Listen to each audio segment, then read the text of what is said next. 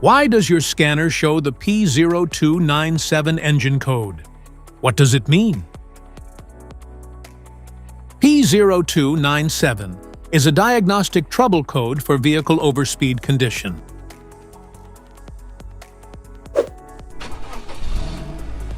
This code indicates a vehicle overspeed condition.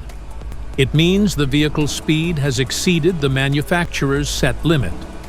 Under this circumstance, short-distance driving is allowed, but the vehicle should be repaired as soon as possible.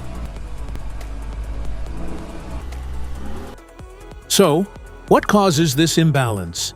Here are the most common culprits. This error can be caused by these possible faults in your vehicle.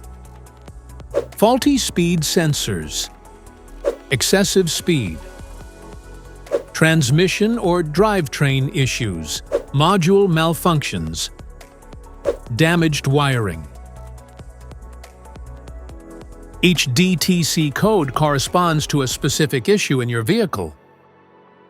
This error code occurs in any OBD2-equipped vehicles, especially in those manufactured since 1996, and it is commonly found in vehicles like Chevrolet, Ford, and GMC.